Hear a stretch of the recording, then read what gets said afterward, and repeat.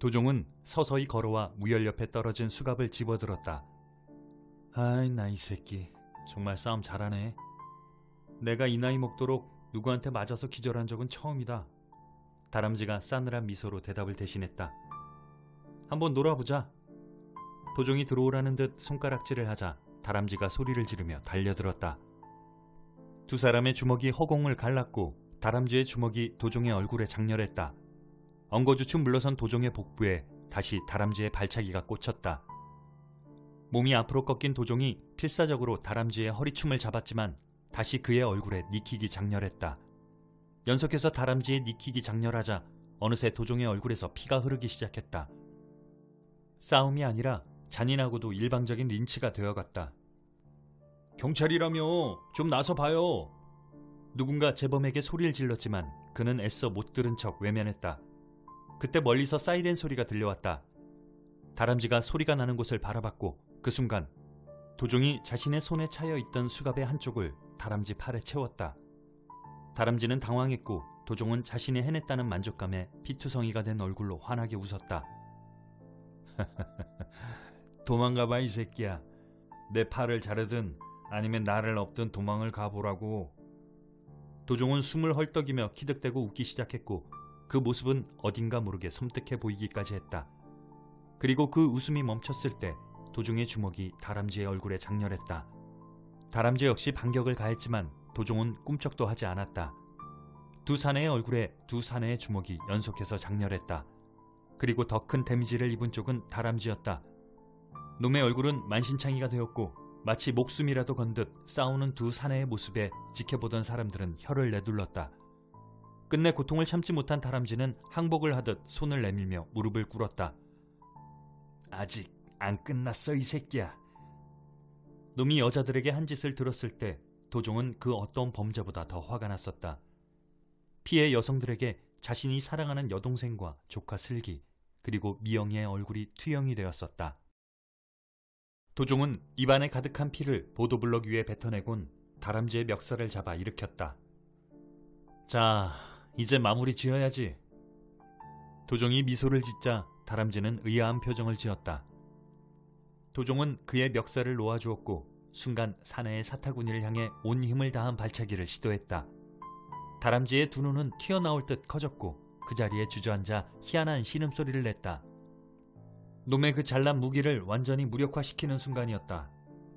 곧이어 길가에 경찰 본고가 도착했고 여행사 예림과 커다란 곰을 연상시키는 박상준 형사가 뛰어내려 달려왔다. 다람쥐가 어느 놈이야? 그때 숨어있던 재범이 마치 이르듯 상준에게 소리쳤다. 저놈이 다람쥐야!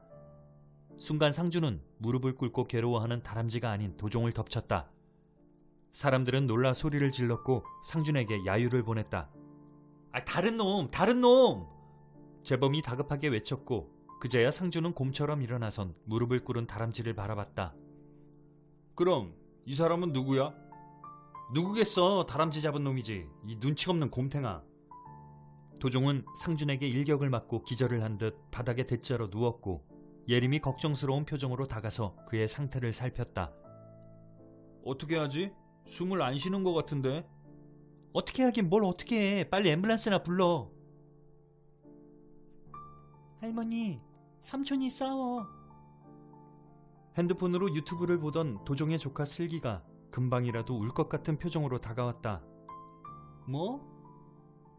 슬기가 내민 핸드폰을 도종 어머니가 잡자 같이 화투를 치던 할매들이 주위로 몰려들었다.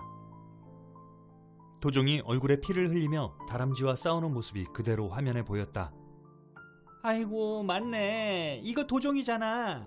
아이고 이놈 이렇게 피를 흘리고 아이고 이거. 옆 할매의 호들갑에 도종모는 아무 말도 하지 않았다. 어떡해. 아이 저놈은 왜 저렇게 어미 속을 썩여? 응? 할매들이 걱정스러운 듯 한마디씩을 내뱉었다. 자기들은 이제 가. 아 왜 한참 패붓고 있는데. 가라면 좀 가 이 옆에 애들아. 그 입을 아주 꿰매놓기 전에.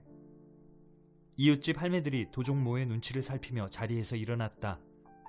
아이고 속상해서 어떡해. 사람을 패가지고 경찰 잘린 지 얼마나 됐다고. 에이그. 도종모의 불같은 성격을 잘 알기에 물러서면서도 그녀들은 도종모의 아픈 구석을 다시 건드리고 있었다.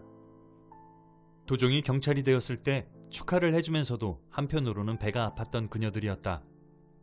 도종이 경찰 옷을 벗었을 땐 그를 걱정해주면서도 어딘가 모르게 체증이 내려가는 느낌이었다. 어릴 적 자신의 아들들이 도종에게 길을 펴지 못하고 살았던 이유도 있을 것이다.